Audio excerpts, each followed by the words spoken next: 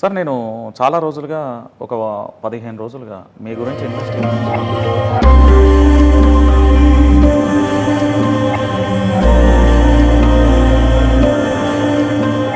ఇద్దరు పిల్లలను అడాప్ట్ చేసుకోవడం, ఒకరికి వివాహం చేయడం, మరో కుటుంబానికి ఎంబీబీఎస్ దాకా వాళ్ళకు స్టడీ పూర్తయ్యే వరకు కూడా చదివిస్తున్నారు. ఇంకొక చోటుకు వెళ్ళినప్పుడు 2 కాళ్ళు అంటే వెన్నుపూస విరిగిపోయి ఆయన కుటుంబానికి ఇల్లు కట్టించి ఇప్పటికీ పైసలు ఇస్తున్నారు. ఇంకో కాడికి వెళ్తే పూర్తిగా సదాశివపేటకు సంబంధించి వాళ్ళ పూర్తి స్థాయిలో కూడా ఆయనకు ఆరోగ్యం పడదు. ఎందుకు నాకెందుకులే అని ఎప్పుడు అనిపించలేదా ఇంతమంది హెల్ప్ చేస్తామంటే? అంటే మీ సొంత డబ్బులనే వెచ్చిస్తున్నారు జీతభత్త డబ్బు.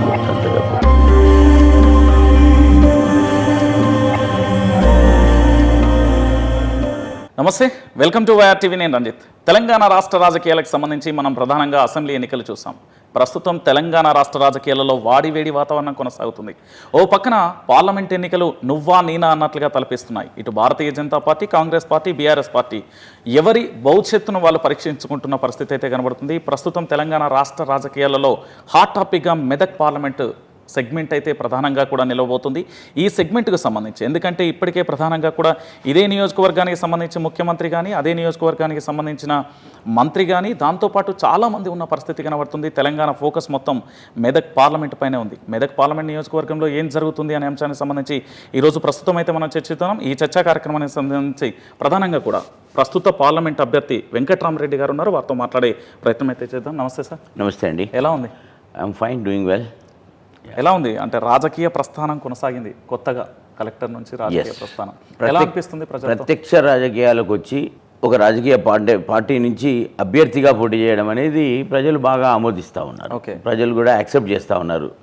అంటే ఏదైతే ప్రజల మధ్యలో ఉండి నేను ఎమ్మెల్సీ అయినప్పుడు కొంత గ్యాప్ ఏదైతే వచ్చిందో ఆ మిస్ అయింది గ్యాపు మళ్ళీ మీరు నాకు కనెక్ట్ అవుతున్నాము అనే సంతోషంతో ఆ రోజు మనం కలిసాం సార్, నేను పలానా టైంలో కలిశాను అని ప్రతి గ్రామం వాళ్ళతో నాకు పరిచయాలు ఉన్నాయి. కాబట్టి అది వాళ్ళ చాలామంది just to thank me, just to see me, they are coming and నీ కొరకు పని చేస్తాం, నువ్వు మా ఏరియాకి నువ్వు రావాల్సిన అవసరం లేదు, నువ్వు టైం స్పెండ్ చేయకు, ఇక్కడ ఇంకా దగ్గర పని చేయు అనేది జనరల్ టాక్ వచ్చేస్తూ ఉంది. సో వెల్కమ్ అప్రోచ్ ఉంది ఇక్కడ బేసికలీ వెరీ మచ్. సార్ ఒక చిన్న అంశం సార్, అధికారిగా పనిచేసినప్పుడు బాగా అనిపించిందా ప్రజలతో?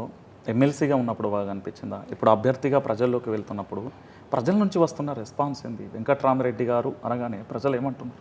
అంటే నేను యాక్చువల్గా చెప్పాలంటే అధికారిగా నేను ఏదైతే ప్రభుత్వంలో చేరానో all these 25 years almost 95% of my time ఫీల్డ్లో పనిచేశాను. అంటే క్షేత్రస్థాయిలో బాగా పనిచేసే అవకాశం నాకు దక్కింది ఉద్యోగరీత్యా. దానివల్ల నేను ప్రజలకు బాగా కనెక్ట్ అయ్యా. ఇంకోటి నేను అధికారిగా నేను ఎప్పుడు కూడా పనిచేస్తున్నప్పుడు ప్రజల సమస్యలు అర్థం చేసుకొని నేరుగా కనెక్ట్ కావడమే నా నేపథ్యం అది యాక్చువల్గా. అంటే బేసికల్గా ఒక ఆఫీసర్గా ఉన్నప్పుడు హైరార్కీ అంటారు, జనరల్గా నేను అందరినీ కలవా అంటారు. సో నేను పాజిటివ్ అప్రోచ్తో ఉండడము, తర్వాత ఎక్కువ టైం ప్రజల మధ్యలో స్పెండ్ చేయడము, ఎక్కువ టైం ఆఫీస్ ఉద్యోగానికి స్పెండ్ చేయడము, ఇంకా అది నా బాధ్యతగా గుర్తించడం అని నాకు ఇవాళ కలిసి వచ్చిన అంశాలు ఒకటి. ఎన్ని గంటలు పనిచేసేవారు సార్ ఆఫీస్లో? నాకు అంటే చెప్పాలంటే నాకు ఒక అలవాటు ఉంది.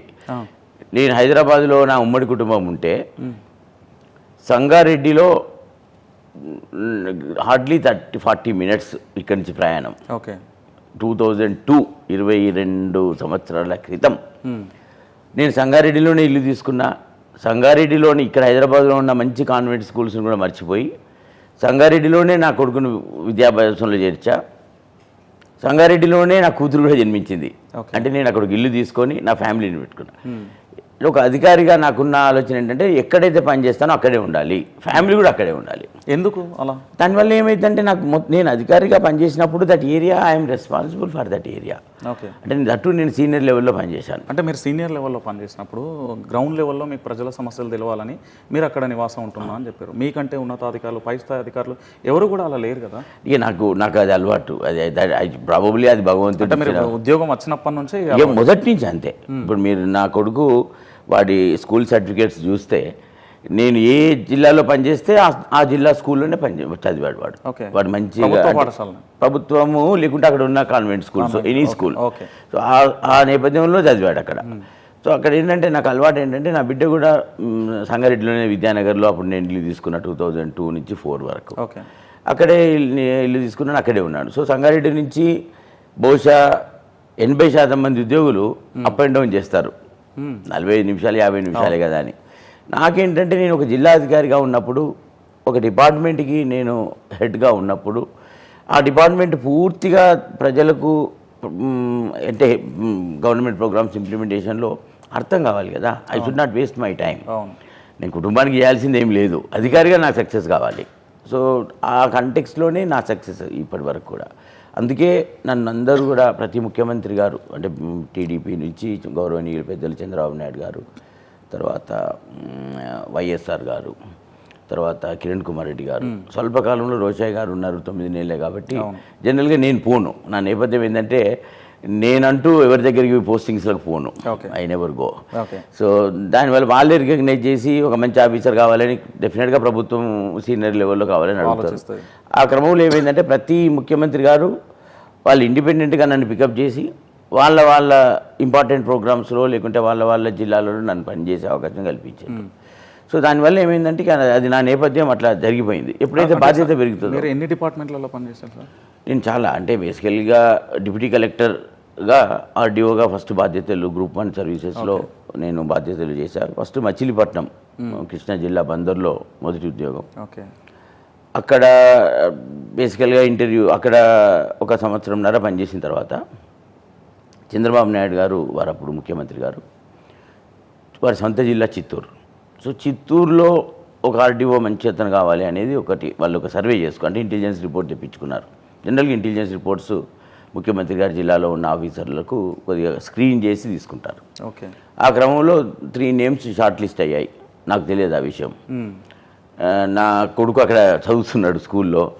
సడన్గా అకాడమిక్ ఇయర్ మధ్యలో సడన్గా నాకు చిత్తూరు ఆర్డీఓ పోస్ట్ ఇచ్చారు, బందర్ నుంచి లేపేసి. అప్పుడు కలెక్టర్ గారు కూడా నన్ను మిస్ కావడం ఇష్టం లేకుండే. అప్పుడు అంబటి బ్రాహ్మణయ్య గారని అక్కడ ఎంపీగా ఉండే, మచిలీపట్నం ఎంపీ వారు అప్పుడు బందర్ ఎంపీ. వారికి కూడా నేను బాగా కనెక్ట్ అయ్యాను, అంటే వారు నచ్చారు. సో అప్పుడు కలెక్టర్ గారు అంబటి బ్రాహ్మణయ్య ఎంపీ గారు ఆలోచించి మరి ఇది ఈయన బదిలీని ఆపాలి అనే ఉద్దేశంతో వాళ్ళు డైరెక్ట్గా అంబటి బ్రాహ్మణయ్య గారు ఇక్కడ రావడం.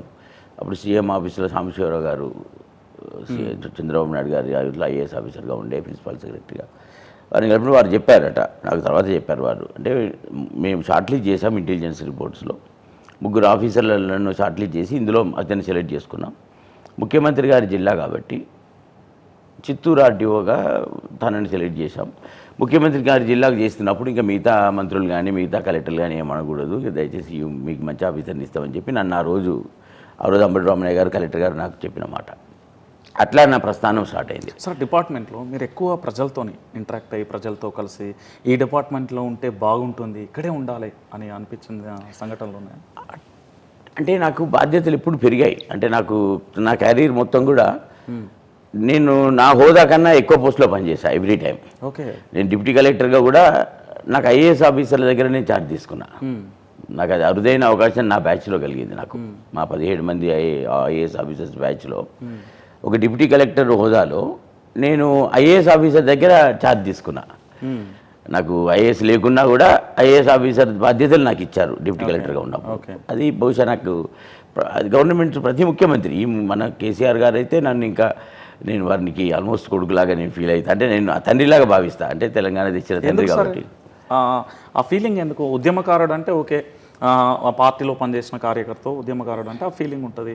ఒక అధికారి, మీరు గొప్ప స్థాయిలో ఉన్న వ్యక్తి, మీకెందుకు ఆ ఫీలింగ్? అంటే వారు బేసికల్గా 2 విషయాలు ఇక్కడ. ఓకే. తెలంగాణ అజిటేషను ఇప్పుడు వారు అంత సుదీర్ఘకాలం పోరాడి అజిటేషన్ కూడా ఎంత మంచిగా పోరాడారు వాళ్ళు చెప్పండి మీరు. అంటే మీకు 2001 నుంచే కేసీఆర్ పట్ల ఒక ప్రేమ ఉంది? నేను 2002లో ఉన్నప్పుడు వారు ఎంపీగా ఉండే అప్పుడు. ఓకే. 2000 నాకు ఫోన్ చేసేవారు వారు అప్పుడప్పుడు. వారికి ఎంపీగా ఉన్నప్పుడు జిల్లా ఆఫీసర్గా నేను ఉన్నప్పుడు నేను ఒక 3-4 నా పిఏ ఉన్నాడు. నేను ప్రజలు వచ్చినప్పుడు ఎండార్స్మెంట్ చేసి పంపుతుంటాను. నేను రాష్ట్రం కొరకు తెలంగాణ కొరకు తిరుగుతున్నా.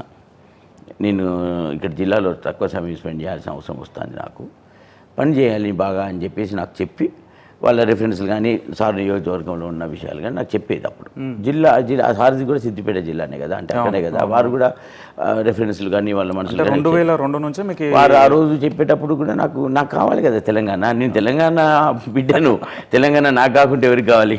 So it's simple as that. So నాకు అది బాగా ఇష్టం ఉండే.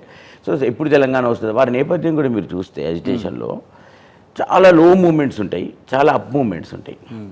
సో సార్కి ఏంటంటే అది టోటల్గా ఆల్ పొలిటికల్ పార్టీస్ని ఏకం చేయడం, భారతదేశంలో తెలంగాణ రావాలంటే అది ఇండియా కన్సెన్సస్ కావాలి, పార్లమెంట్లో ఆమోదం కావాలి, కేంద్ర ప్రభుత్వం ఒప్పుకోవాలి, పొలిటికల్ కన్సెన్సస్ కూడా కొంత మటుకు చేయాలి.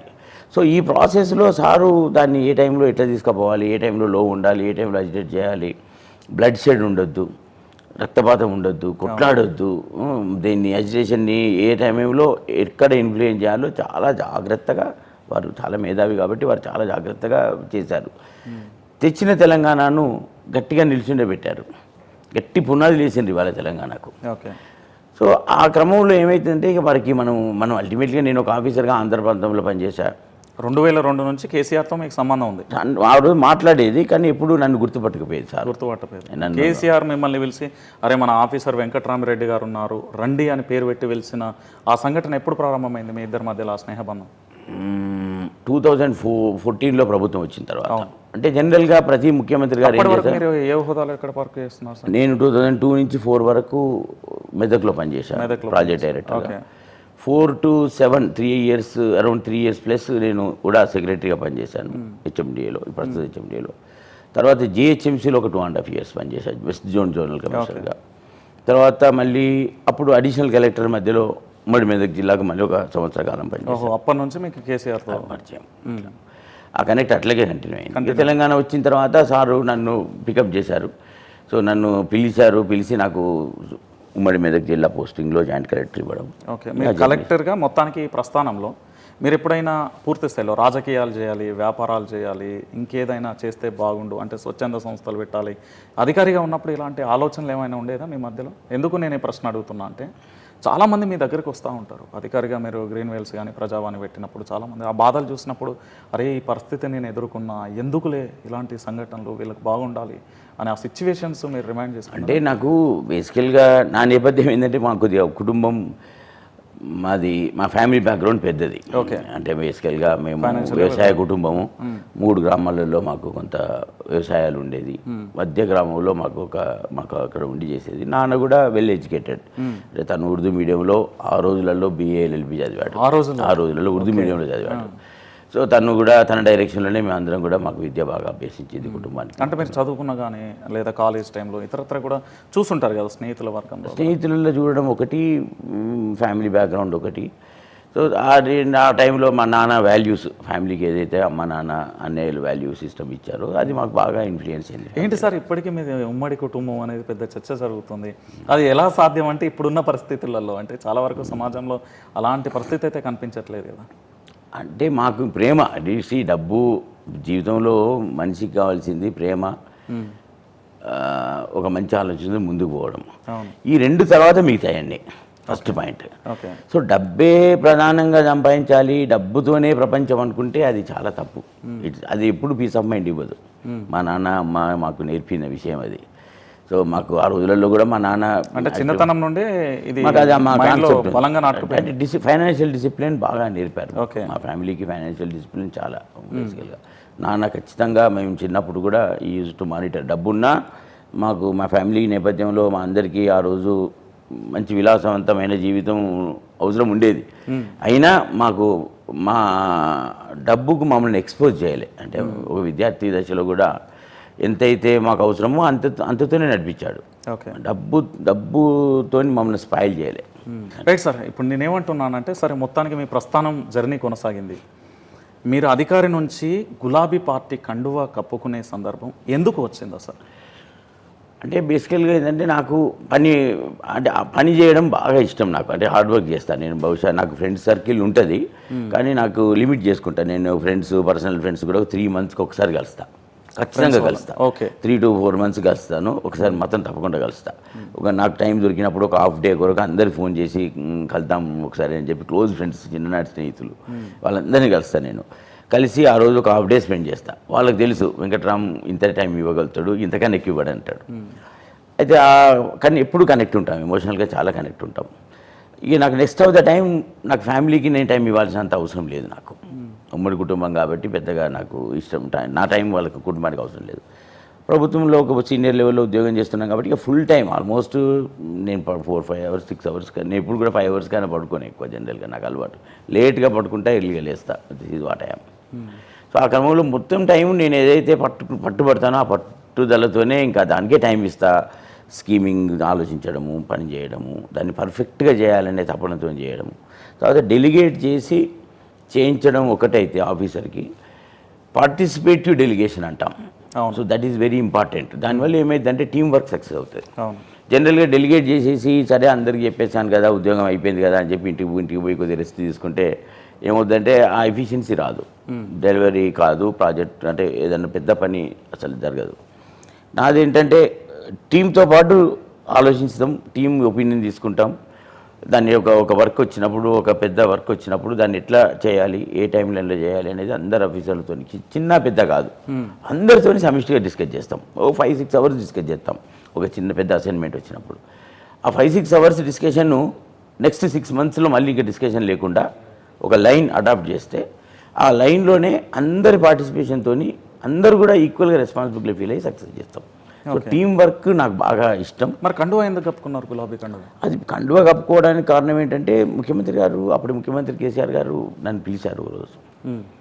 పిలిచి నేను ఊహించాను. ఫోన్లో కాల్ చేస్తారా ఎవరైనా? ఫోన్లోనే సార్ ఫోన్ చేసి ఎక్కడ ఉన్నావు వెంకట్రామని అడిగారు. ఓకే.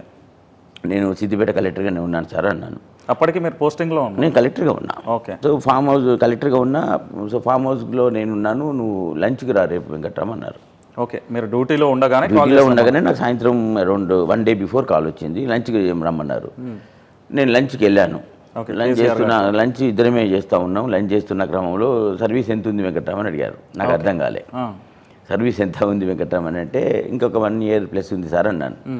వెంకట్రామ్, జిల్లాలో అన్ని పనులు, అభివృద్ధి పనులన్నీ బాగా చేశావు. జిల్లాలో మనం అనుకున్న ముఖ్య కార్యక్రమాలు అన్నీ కూడా అయిపోయినాయి. అంటే కేసీఆర్ సొంత జిల్లా అది. సార్ అది రిప్రజెంట్ చేసి హరీష్ రావు గారు కూడా సొంత జిల్లా అది.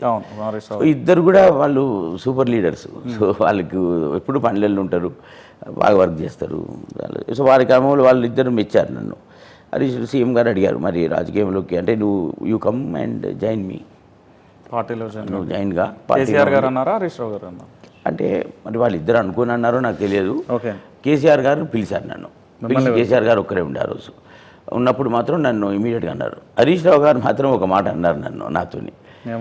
ఏమన్నారంటే, మధ్యలో నేను ఆ జిల్లాలో పనిచేస్తున్నప్పుడు నీకు నేను ఎంతైతే కష్టపడుతున్నానో, నాకెంతైతే కష్టం చేసి నేను ప్రజల మధ్యన ఉంటానో, నీకు అవే స్వభావాలు ఉన్నాయి. నువ్వు ఎన్నడో అన్నాడు ఐ థింక్ పొలిటీషియన్ అవుతామని చెప్పేసి వారు ఉన్నప్పుడు ఒక 4-5 years ముందు అన్నారు. నీ వెంట నేను ఉంటాను కూడా అన్నారు నాతో.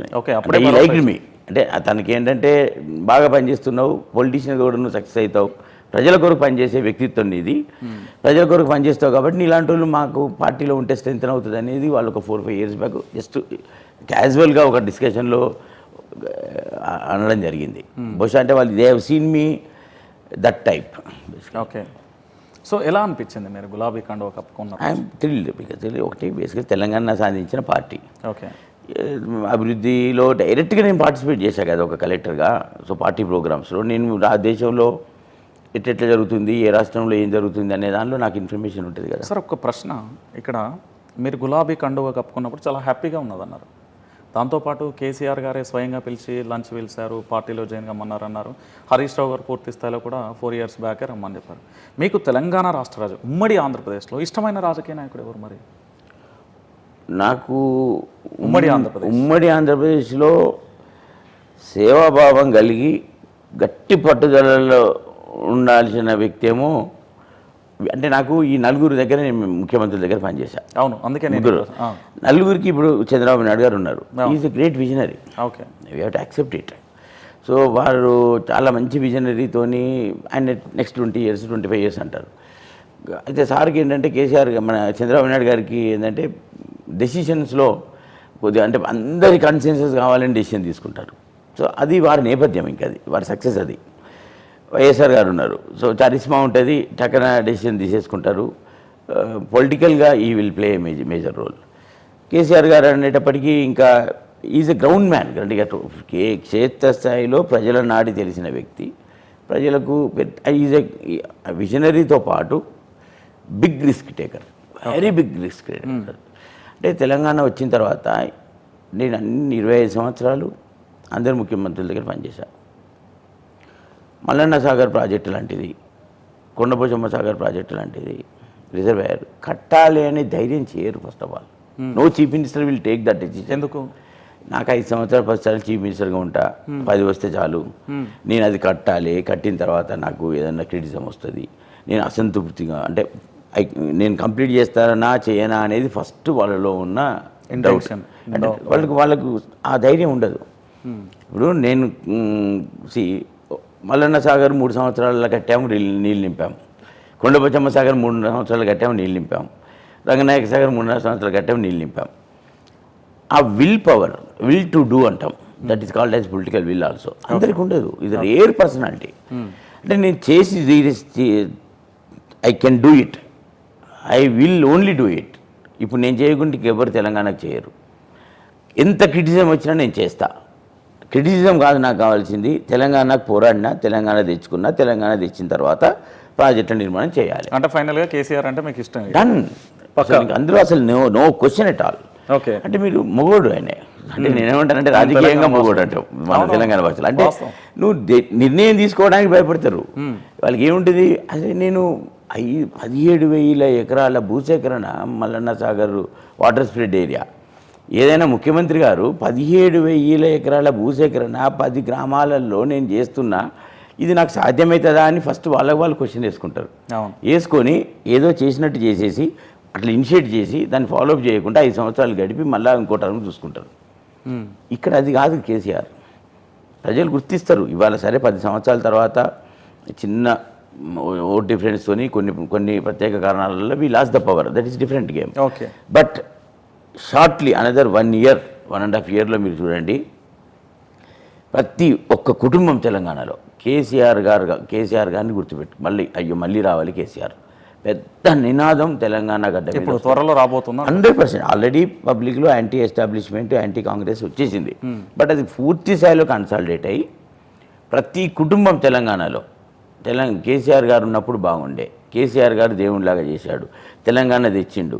తెలంగాణ తెచ్చిన తర్వాత ఎంతైతే ప్రజలలో ఆనందం ఉండిందో అంతకన్నా ఎక్కువ తెలంగాణ తేవడం, తెలంగాణ అభివృద్ధి చేసి ప్రాజెక్టుల నిర్మాణం చేయడం, తెలంగాణ అన్ని విధాలా ముందుకు నడిపిన కేసీఆర్ గారు నెక్స్ట్ 2 years లోపల ప్రతి గుండె దడలో వారు ఉంటారు.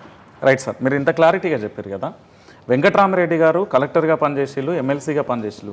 ఇదే మెదక్ పార్లమెంట్ సభ్యులు ప్రజలందరూ కూడా రావాలి అనే నినాదం వస్తుందా? మరి 100%. ఎందుకు రావాలి? కేసీఆర్ అంటే మీరు చెప్పిన అన్ని పనులు ఉన్నది, వెంకట్రామరెడ్డి గారు అంటే మరి మీరు ఏం చేశారంటే ఏం చెప్తే? నేను అంటే బేసికల్గా ఇప్పుడు ఇండియాలో IAS officers just if you take a call, just మీరు చూడండి భారతదేశంలో ఆల్ డిస్ట్రిక్ట్స్లో ఎనీ స్టేట్లో ఒక ఐఏఎస్ ఆఫీసర్కి బహుశా కొన్ని thousands ఆఫ్ ఐఏఎస్ ఆఫీసర్స్లో ఐ కెన్ టెల్, నాకు అది భగవంతుడు ఒక పెద్ద అవకాశం ఇచ్చాడు. ఒక ఐఏఎస్ ఆఫీసర్గా ప్రాజెక్టు ప్రతిపాదనలు, భూసేకరణ ప్రతిపాదనలు కానివ్వండి, ప్రాజెక్టు నిర్మాణ ప్రతిపాదనలు కానివ్వండి నేను తీసుకున్నా. అదే హోదాలో భూసేకరణ కంప్లీట్ చేశాం, అదే హోదాలో ప్రాజెక్టు నిర్మాణం కంప్లీట్ అయిపోయింది. అదే పోస్ట్లో అదే జిల్లాలో అదే విధంగా కంటిన్యూ అవుతున్నప్పుడు నిర్వాసితుల కొరకు భారతదేశంలో అతిపెద్ద R&R కాలనీ కట్టడానికి 600 ఎకరాలు ఒకటే దగ్గర సమీకరించి, మున్సిపాలిటీలో సమీకరించి, గజ్వేల్ మున్సిపాలిటీలో సమీకరించి నిర్వాసితులకు మున్సిపాలిటీలో పెట్టినట్టయితే అర్బన్ ఎంప్లాయ్మెంట్లో వస్తుంది, వాళ్ళకి అర్బన్ సెక్టార్లో కొంత ఎంప్లాయ్మెంట్ వస్తుంది, భూమి కోల్పోయిన వాళ్లకు కొంత వేజ్ ఎంప్లాయ్మెంట్ కావాలి, ప్లస్ అర్బన్ ఎంప్లాయ్మెంట్ ఇచ్చినప్పుడు వాటి కంపెన్సేషన్ ప్లాట్ ఏదైతే ఇస్తామో ఒక 70 లక్షలు 80 లక్షలు విలువ చేసే ప్లాట్ ఇస్తున్నట్టయితే కుటుంబానికి 1 కోటి 2 కోట్ల ఆస్తి సంక్రమిస్తుంది అనే ఆలోచనతో R&R కాలనీ నిర్మించాం. ఆ భూసేకరణ నేనే చేశా. ఆరెండర్ కాలనీలో 6,000 ఇండ్లు నిర్మించి 6,000 కుటుంబాలకు రీహాబిలిటేట్ చేశాం. మల్లన్న సాగర్లో, కొండపోచమ్మ సాగర్లో 2,400 కుటుంబాలను రీహాబిలిటేట్ చేశాం. సో అది నాకే అదృష్టం దక్కింది. మీకు అదృష్టంగా 100%. తర్వాత ఇంకొకటి, ఎందుకు ఇక్కడ ఒక చిన్న ఇంటరప్షన్, మీరు అదృష్టంగా భావిస్తున్నారు ఇప్పటికీ. వాళ్ళ కన్నీళ్ళు కానీ, వాళ్ళు అక్కడ పూర్తి స్థాయిలో మాకు ఇల్లు కానీ, లేకపోతే ఉద్యోగాలు కానీ, మా కుటుంబాలు, మా గ్రామాలు చిందరవందర అయిపోయినాయి అన్న కన్నీటి సందరం లేదా మరి అక్కడ? డెఫినెట్లీ. అంటే బేసికల్లీ అంటే ఊరు అనేది ఒక ఊరు అనేది అంటే మీరు ఇంకొకటి కూడా ఇక్కడ గుర్తించాలి. Please please. My point is బహుళ ప్రయోజనాల కొరకు, రాష్ట్ర ప్రయోజనాల కొరకు, ప్రాంత ప్రయోజనాల కొరకు, జిల్లా ప్రయోజనాలు, అది వివరించగలిగినా మీరు 100%. అట్లయితేనే నన్ను సంబంధించారు. మీరు ఒకటి గుర్తుపెట్టుకోండి, ఇవాళ ఏదైతే 10 మంది 20 మంది మాట్లాడుతున్నారో అదంతా కూడా తప్పుడు ప్రచారం, రాజకీయ నేపథ్యంలో చేసిన ప్రచారం. అంతే. నన్ను భారతదేశ చరిత్రలో, you please go to the record and verify. Okay. I'm challenging this from this. ఏ రికార్డ్లో verify? Absolutely any record throughout the country you verify. Okay.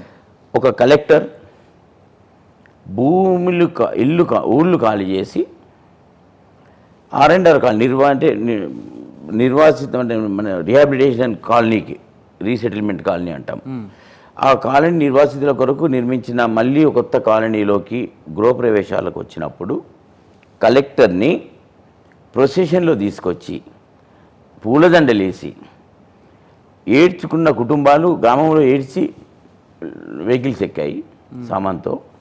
నూతన కాలనీ దగ్గరికి వచ్చేటప్పటికి ఆ కాలనీ నిర్మాణం చూసి ఆనందించారు. ఎన్ని వేల కుటుంబాలు ఉంటాయి సార్? దాదాపు 9,000 కుటుంబాలు. 9,000 కుటుంబాలకు న్యాయం చేసేసారు. న్యాయం చేయడమే కాకు, ఈ 14 గ్రామాలు సుమారుగా 14 గ్రామాలలో ప్రతి గ్రామ గృహ ప్రవేశాలు మేము చేస్తున్నప్పుడు, ఇది మీరు ఇండియన్ హిస్టరీలో వెరిఫై చేయండి దయచేసి. అందులో నివాసించినప్పుడు ప్రతి గ్రామం ఖాళీ చేసినప్పుడు అక్కడి నుంచి ఏమో దుఃఖంతో అయ్యో గ్రామం మర్చిపోతాం అనేది ఎమోషనల్గా వచ్చిండ్రు. బట్ ఇక్కడికి వచ్చేటప్పటికి జీవితంలో ఏదైతే పోగొట్టుకున్నామో అది మళ్ళీ మాకు లభిస్తుంది. ఒక ప్రభుత్వం, కేసీఆర్ గారు, అక్కడ జిల్లా మంత్రి గారు హరీష్ రావు గారు, స్థానిక శాసనసభ్యులు అందరూ ఆ రోజు మంచి ప్యాకేజ్ ఇచ్చిండ్రు, మంచి కాలనీ నిర్మించినారు. నేను నా శక్తి వంచన లేకుండా పనిచేసి ఇండియాలో బెస్ట్ రీహాబిలిటేషన్ పునరావాస విలేజ్ అంటాం, రీహాబిలిటేషన్ అండ్ రీసెటిల్మెంట్ విలేజ్ కట్టాము అక్కడ. ఇండియాలో బెస్ట్ కాలనీ అది. I'm challenging this. It can ఇండియాలో best colony. There is no parallel to it. పక్కా చెప్తున్నా, 100% చెప్తా ఉన్నా. Because I'm IAS. ఇప్పుడు మీరు అంత కాన్ఫిడెన్షియల్గా చెప్తున్నారు కదా, అదే కాదు, అంతే కాన్ఫిడెన్షియల్గా మీకు ఓటు బ్యాంక్ వస్తుందా ప్రజల నుంచి? ఇంకొకటి చెప్పండి. ఆరెండర్ కాలనీ కట్టాం కదా, ఆ కాలనీలలో గ్రామాలు ఖాళీ చేసి నూతన గృహ ప్రవేశాలు ఒక గ్రామానికి 400-500 ఇండ్లు ఉంటాయి సుమారుగా. అవునవును.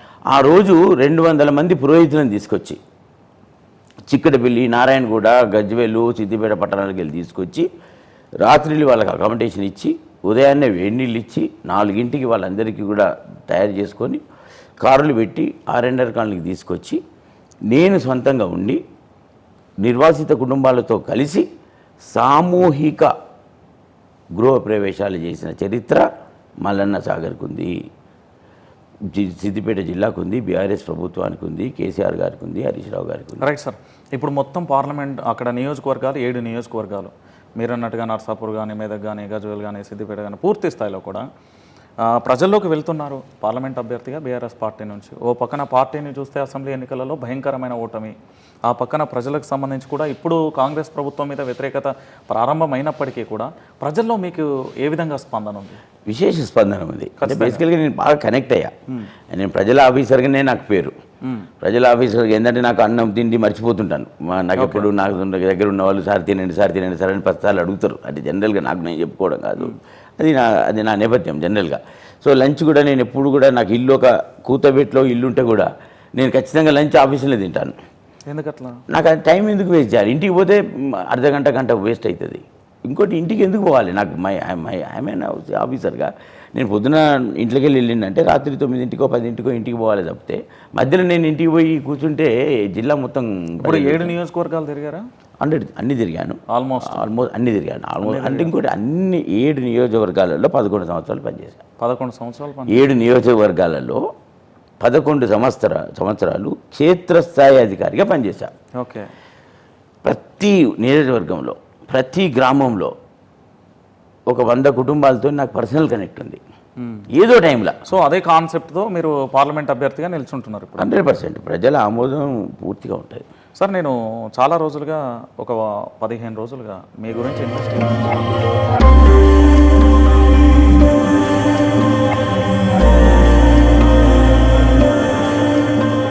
ఇద్దరు పిల్లలను అడాప్ట్ చేసుకోవడం, ఒకరికి వివాహం చేయడం, మరో కుటుంబానికి MBBS దాకా వాళ్ళకు స్టడీ పూర్తయ్యే వరకు కూడా చదివిస్తున్నారు. ఇంకొక చోటుకు వెళ్ళినప్పుడు 2 కాళ్ళు అంటే వెన్నుపూస విరిగిపోయి ఆయన కుటుంబానికి ఇల్లు కట్టించి ఇప్పటికీ పైసలు ఇస్తున్నారు. ఇంకో కాడికి వెళ్తే పూర్తిగా సదాశివపేటకు సంబంధించి వాళ్ళ పూర్తి స్థాయిలో కూడా ఆయనకు ఆరోగ్యం బాగా నాకెందుకులే అని ఎప్పుడు అనిపించలేదా ఇంతమంది హెల్ప్ చేస్తూ ఉంటే? అంటే మీ సొంత డబ్బులనే వెచ్చిస్తున్నారు? సొంత డబ్బులు నాకు అలవాటు. నేను ఉద్యోగం చేయను సార్. అంటే మీరు ఆ పిల్లలను చూసినప్పుడు నా కూతురును కూడా చదివిస్తున్నాను కదా, ఈ పాప నా బిడ్డలా అని అనుకున్నారా, లేకపోతే ప్రజల్లో సానుభూతి కోసం ప్రయత్నం? నాకు నేను బహుశా 8 ఏళ్ళ కింద 7 ఏళ్ళ కింద చేసిన పనులు ఇవి. ఓకే. అప్పుడు నాకు 8 years బ్యాక్ 7 years బ్యాక్ నుంచి నాకు ఆ కుటుంబాలు నా వెంబడే ఉన్నాయి. They are my family members now. ఇప్పటికీ అంతే కదా. సో నేను జనరల్గా అట్నే కనెక్ట్ అవుతా. జనరల్గా నా కష్ట సుఖాల్లో నా తల్లిదండ్రులు ఉంటే అసలు నన్ను చూసుకుందరో లేదో నాకు తెలియదు, కానీ సారు మాత్రం నాకు అన్ని విధాలుగా తల్లి అయినా తండ్రి అయినా బంధువు అయినా ప్రతిదీ కూడా సారే దగ్గరుండి చూసుకోవడం జరిగింది. ఇప్పటివరకు చదువుతా అంటే అప్పటి వరకు నేను మీకు సపోర్ట్ చేస్తానని చెప్పారు. అప్పుడే చెల్లెకి తర్వాత కూడా మేము చెల్లె గురించి ఇంకెవరు ఉన్నారంటే చెల్లె కూడా ఉంది, చదువుతుంది, ఇలా చెప్తుంది, తనకు కూడా వచ్చే అవకాశం ఉన్నాయి. 2 years తర్వాత సేమ్ మార్క్స్తో మళ్ళీ సేమ్ కాలేజ్లో సీట్ తెచ్చుకున్నాను. చాలా సంతోషపడి తనకి కూడా సహాయం చేస్తాను. ఈ సార్ సొంతంగా 2.5 lakh చదువుకి ఇచ్చిండు. చదువు ఎవరికి? చిన్న పిల్లకి? పెద్ద పాప. ఇక ఇద్దరికని ఇచ్చేసిండు. ఇద్దరికని 2.5. ఇబ్బందులు చాలా, అప్పులోళ్ళు వచ్చి అప్పులోళ్ళు అడగడం, ఇల్లు తాకట్టు పెట్టినాం, ఏం చేయాలని అర్థం కాని పరిస్థితిలో అంతకుముందు చాలాసార్లు కలెక్టరేట్ పోతే ఎవరు కూడా హెల్ప్ చేయలేదు, చూస్తుని పక్కకు పడేస్తుంది. మళ్ళీ ఒక 6 నెలల తర్వాత మళ్ళీ వెళ్ళినా, తర్వాత వెంకటరామరెడ్డి సార్ పక్కనే కూర్చున్నారు, సార్కు చూపించిన తీసుకున్నారు. ఆయన ఎంత ప్రేమతో రిసీవ్ చేసుకున్నారంటే నాకు అంత ప్రేమ ఎవ్వరు కూడా చూపలేదు సార్. నాకు చూసినప్పుడు కన్నీళ్ళు ఇట్లా టపటపటపట వచ్చేసి నాకు అంత, అరే ఇంత మంచి వ్యక్తి ఉన్నారు. వెంకటరామరెడ్డి సార్ మా ఇంటికి వచ్చిండు, మీరు మంచిగా ఉండండి, డబ్బులు వద్దంటే కూడా డబ్బులు ఒక 20,000 జేబులో పెట్టి తోలిచ్చిండు సార్. ఎన్నోసార్లు అట్లా ఆదుకున్నారు సార్ మమ్మల్ని. ఆ తర్వాత మళ్ళీ లోన్ ఇప్పించి ఇంటిలో ఉన్న అప్పు గిప్పు అంతా తీసేసిరు నాది. మేడంకి చెప్తే మా మేడం బాగా చేసి సంగారెడ్డి హాస్టల్ తీసుకెళ్ళి అక్కడ మేడం సార్ని కలిస్తే సార్ డబ్బులు ఇచ్చి చూసుకున్నాడు. ఇప్పటికి కూడా 1 monthకి ఒకసారి వచ్చి చూస్తాడు. ఒకవేళ బిజీ ఉన్న ఫోన్ అనే చేస్తాడు, ఎట్లున్నారు బిడ్డ ఎట్లా అని. ప్రతి బర్త్డే సార్ వాళ్ళ ఇంట్లోనే అవుతుంది. నేనున్న బిడ్డ, మీకు ఎవ్వరు లేకపోయినా నేను చూసుకుంటాను, మీకు అవసరం కొంచెం ఆ ఫేస్లో డల్నెస్ ఏమైంది, ఎందుకు అట్లా ఏమైంది, నేను ఉన్నదా నేను చూసుకుంటాను. ఎవరు అమ్మన్నా బాధపడద్దు, నేనున్నా, మీకు నాన్న మీకు అమ్మ నేనే, నీకు కంప్లీట్గా అడగాలి. అదే నాతో వాళ్ళు చెప్పిన పరిస్థితి నిజమా కాదా అనేది కూడా చేస్తాను. 100%. ఇప్పుడు మాకు రాధా కానీ అప్పుడు 5వ తరగతి 6వ తరగతిలో ఉండే వాళ్ళు. సో వారు ఆకారం విలేజ్, నేను మెదక్ జాయింట్ కలెక్టర్గా 2015, అంటే దాదాపు 9 సంవత్సరాల క్రితం మెదక్ జాయింట్ కలెక్టర్గా నేను ఉన్నాను. అప్పుడు ప్రజావాణిలో వచ్చిండ్రు. ప్రజావాణిలో గ్రామస్తులందరూ తీసుకొచ్చిండ్రు. పద్మశాలి కుటుంబం, పాపం తల్లిదండ్రి ఇద్దరు చనిపోయినరు, 2 పిల్లలకి ఎవరు లేరు. అంటే దగ్గర బంధువులు కూడా వాళ్ళు దగ్గరికి తీస్తలేరు. ఎందుకంటే మరి చిన్నపిల్లలు, వాళ్ళకు కూడా అందని కుటుంబాలు ఉంటాయి బంధువులలో కూడా. వారికి మరి ఎట్లా వీళ్ళకి డబ్బులు ఖర్చు అవుతాయి, పెంచితే ఎట్లా అన్నట్టుగా ప్రభుత్వం చేయాలనేది వాళ్ళకు ఉండే. అందరూ ఒక 30 మంది గ్రామస్తులందరూ కలిసి ప్రజావాణిలో తీసుకొచ్చారు. ప్రజావాణిలో నా దగ్గర తీసుకొచ్చినప్పుడు నాకు ఇమీడియట్గా బాగా చిక్కిపోయి ఉండేవాళ్ళు, సరిగా లేకుండే. ఇమీడియట్గా డిఎంఎడ్హెచ్ఓని పిలిచి డాక్టర్కు బ్లడ్ టెస్ట్లు ఇట్లా చేసి, మంచి హెల్తీగా లేరు వాళ్ళు పాపం. వాళ్ళకి అందరికీ చేసి ఇచ్చి అక్కడ మాకు ఆర్ఫనేజ్ ఉంటుంది, గవర్నమెంట్ ఆర్ఫనేజ్, బాల సదన్ అంటాం మేము, మనకు రాష్ట్ర ప్రభుత్వం. అందులో పెట్టించా ఫస్ట్. వీళ్ళిద్దరిని పెట్టించా. అదే రోజు ఇమీడియట్గా పెట్టించాను. 2015 ప్రాంతం అది, 9 సంవత్సరాల 8 సంవత్సరాల క్రితం. సో పెట్టించాను. ఇక అప్పటి నుంచి నేను కలెక్టర్గా ఉన్నప్పుడల్లా వాళ్ళ మంచి రిజల్ట్లు చూడడం. అదే నాతో కూడా చెప్పారు, కాల్స్ చేస్తారు, డాడీ అని పిలుస్తాం మేము. నా అమ్మ నాన్న అనిపిస్తారు, నన్ను నాన్న అనిపిస్తారు ఇద్దరు. అదే వాళ్ళు చెప్పిన ఫీలింగ్ కూడా నేను అడుగుతా ఉన్నా. సో ఇప్పుడు మీకు పోటీ కాంగ్రెసా, భారతీయ జనతా పార్టీ, ప్రజల, ఎవరితో పోటీ చేయబోతుంది? నాకు పోటీ అభివృద్ధితో పోటీ. నేను గెలిచి మీ పక్కన అపోజిషన్గా మంచి మాటకారి రఘునందన్ రావు భారతీయ జనతా పార్టీ నుండి జై శ్రీరామ్ నినాదంతో పోతున్నారు. మరి మీకేం నినాదం ఉంది? నాకు ఉండే అభివృద్ధి నినాదం ఉంది. సేవకుడి నినాదం. అంటే నేను ఎప్పుడు కూడా ఉద్యోగంలో ఏదైతే కష్టపడి పనిచేశానో ప్రత్యక్ష రాజకీయాలకు వచ్చినప్పుడు నా బాధ్యత ఇంకా పెరుగుతుంది. ఇటు నీలమ్మధ కూడా ఉన్నాడు కదా కాంగ్రెస్ పార్టీ. ఎవరిని ఉండనియండి, ఎండ్ ఆఫ్ ద డే ప్రజల తీర్పు గౌరవిస్తాం. నాకు ప్రజల నుంచి నాకు 11 సంవత్సరాలు ఈ మెదక్ పార్లమెంట్ నియోజకవర్గంలో ఉన్న అన్ని నియోజకవర్గాలలో నేను 11 సంవత్సరాలు నేను పనిచేశాను. అంటే మీరు పనిని నమ్ముకుంటున్నారా, పార్టీని నమ్ముకుంటున్నారా? పార్టీ పని రెండు నమ్ముకుంటున్నా. పార్టీ బీఆర్ఎస్ పార్టీ మెదక్ జిల్లాలో అంటే మీకు చాలా గట్టిగా ఉంది. ఇద్దరు ఎమ్మెల్యేగా ఓడిపోయిన పరిస్థితి. అంటే ఓడిపోయింది కదా, 2 జాతీయ పార్టీలు మొన్ననే ఓడిపోయింది కదా. అదే 2 జాతీయ పార్టీలు. అదే 2 జాతీయ పార్టీలు 2 కూడా మొన్ననే ఓడిపోయినారు. సో డెఫినెట్గా నేను ఏదైతే పనిచేశానో ఓడిపోయిన 3 నెలల కింద ఓడిపోయిన వాళ్ళని మళ్ళీ గెలిపిస్తారా చెప్పండి? 3 నెలల కింద వద్దన్న వాళ్ళని ఇవాళ కావాలంటారా? మళ్ళీ అది కూడా ఘోర పరాజయం కదా. అవును. సో అది ఇంకోటి ఒక్క నియోజకవర్గంలో 54,000 ఓట్లతో ఓడిపోయిన కొన్ని కారణాల వల్ల వారిని చిత్తుగా ఇప్పుడు వారు పోటీ అనుకుంటున్నారా? పోటీ లేదా? లేదు, పోటీ లేదు. పోటీ అసలు నాకు బిగ్ మార్జిన్ ఉంటుందని నేను నాకున్న విశ్వాసం అది. అంటే భారతీయ జనతా పార్టీ అంటే రేపు కనుసన్నల్లో వెంకట్రామరెడ్డి ఏం చేస్తున్నాడు, ఆయన ఆస్తులు ఏంది అనేది మళ్ళీ ఐటీ రైట్స్ లేకపోతే ఇతరత్ర వస్తే చేయడానికి సిద్ధంగానే ఉన్నారా? ప్రజా జీవితంలో ఉన్నప్పుడు ఇవన్నీ తప్పవండి. తప్పు. ఇప్పటివరకు రైట్స్ జరిగినాయా సార్? జరిగినాయి. ఎన్నిసార్లు జరగవచ్చు? జరిగినాయి, 2 times జరిగినాయి. 2 times జరిగినాయి. ఏమైనా ఒత్తిడి తెచ్చేలా భారతీయ జనతా పార్టీ? మొన్నటిసారి లాస్ట్ ఎలక్షన్స్ మాత్రం పొలిటికల్లీ మోటివేటెడ్. అంటే రమ్మని చెప్పారా డైరెక్ట్గానే? ఏమైనా ఆఫర్స్ వచ్చాయి? అట్లని కాదు. అల్టిమేట్లీ ఎవరి పార్టీ నేపథ్యం ఆ పార్టీ నేపథ్యం ఉంది. అవును. సో అది మనం everyone knows in the country now ఏం చేస్తున్నది ఏంటనేది. సో ఆ కంటెక్స్లో కూడా వచ్చింది. కానీ మాకు బేసికల్గా మాది ఏంటంటే చాలా సిస్టమేటిక్. ఇంతకుముందు చెప్పాను నేను, ఫైనాన్షియల్ డిసిప్లిన్ బాగుంటుంది. ఈరాఫే రిలీజ్ దందాలు చేయడము అసలు అవి మాకు నచ్చవు, మేము చెయ్యం, మాత్రం కాదు. మీరు ఇంత కాన్ఫిడెన్స్గా చెప్తున్నారు కదా, అంతే కాన్ఫిడెన్స్గా ఎందుకు మరి దాడులు జరిగినవి కంపెనీస్ మీద? అంటే పొలిటికల్లీ మోటివేటెడ్ అన్నప్పుడు జరుగుతాయి కదా. ఆబ్వియస్లీ ఒక business house, prominent business house కాబట్టి పార్టీలో నేను ఎమ్మెల్సీగా ఉన్నా కదా. ఎమ్మెల్సీగా ఉండి పార్టీకి సపోర్ట్ చేస్తారు, వీళ్ళని క్రష్ చేయాలి అనేది డెఫినెట్గా మనం ఒక డెసిషన్ తీసుకున్నప్పుడు ఒక లైఫ్లో దానిలో good bad we have to take both of them. Sir మీరు ఎమ్మెల్సీగా ఉన్నారు, పార్టీ నుంచి కష్టపడ్డ నేతలు చాలామంది ఉన్నారు, వాళ్ళందరినీ కాదని మిమ్మల్ని ఎందుకు తెర మీద తీసుకొచ్చింది కేసీఆర్? బేసికల్గా పార్టీ ఆదేశం ఇచ్చి పార్టీ గట్టి పోటీ ఉంది. అంటే అభ్యర్థుల మధ్యలో కూడా చాలా మంది అడిగారు ఎంపీ టికెట్. వాస్తవంగా చెప్పాలంటే చాలా, ఎందుకంటే అక్కడ హరీష్ రావు ఉన్నాడు, కేసీఆర్ ఉన్నాడు, ఈజీ టు విన్. బట్ అక్కడ బేసికల్గా ఏంటంటే ప్రజల ఆమోదం నాకు బాగా ఉంది. బహుశా తెలంగాణలో గెలిచే మొదటి స్థానం కూడా మీదే అయి ఉంటుందా? భారీ మెజార్టీతో. అంటే మెజార్టీ అందాదా ఎంత ఉండొచ్చు అంచనా ప్రకారం? లాస్ట్ ఎలక్షన్స్లో మాకు ఆల్మోస్ట్ 2.5 lakhs, అసెంబ్లీలో మాకు 2,40,000 ప్లస్ ఓట్స్ మాకు మెజార్టీ ఉంది. మొన్నటి జరిగిన మొన్న అసెంబ్లీలో ఓకే, అది మెయింటైన్ చేస్తాం. ఇంకా 9 క్రాస్ అయ్యే ఛాన్సెస్ ఎక్కువ ఉన్నాయని అనుకుంటాను. అంటే బీఆర్ఎస్ పార్టీ నుండి వలసలు కాంగ్రెస్కి వెళ్ళడం ఇదంతా ప్రభావం? అసలు క్యాడర్ చాలా స్ట్రాంగ్ అక్కడ. మాట్లాడుతున్నారు బేసికల్గా ముఖ్యమంత్రి గారు కూడా ఈ మెదక్ పార్లమెంట్ నియోజకవర్గం నుంచే వారు గజ్వేల్ శాసనసభ్యులుగా ఉన్నారు ప్రస్తుతం. హరీష్ రావు గారు కూడా సిద్దిపేట నుంచి శాసనసభ్యులుగా ఉన్నారు. మెదక్ అనేది బీఆర్ఎస్ పార్టీ కంచుకోట. క్యాడర్ చాలా స్ట్రాంగ్ ఉంది. క్యాడర్ చాలా స్ట్రాంగ్ అంటే విపరీతమైన స్ట్రాంగ్ అక్కడ. ప్లస్ లీడర్లు ఎవరన్నా ఈ పదవులు రాకుండా అక్కడిక్కడ ఇప్పుడు పెద్ద పార్టీ అన్నప్పుడు ఖచ్చితంగా కొంతమందికి ముందు అవకాశం వస్తుంది, కొంతమంది తర్వాత అవకాశం వస్తుంది. ఈ అవకాశాన్ని ఆల్రెడీ పార్టీ ఆలోచించి ఒక నిర్ణయం తీసుకుంటుంది. అల్టిమేట్లీ భవిష్యత్తులో వెంకట్రామరెడ్డి గారు బీఆర్ఎస్ పార్టీ నుండి గెలిచిన తర్వాత కంపెనీల మీద ఒత్తిడి కానీ, భారతీయ జనతా పార్టీ ప్రెజర్స్ కానీ, వాళ్ళకి సెంట్రల్లో ఏమైనా రౌండ్ ఫిగర్ తక్కువ వచ్చినప్పుడు మిమ్మల్ని అప్రోచ్ అయితే అది స్పందన? No, never.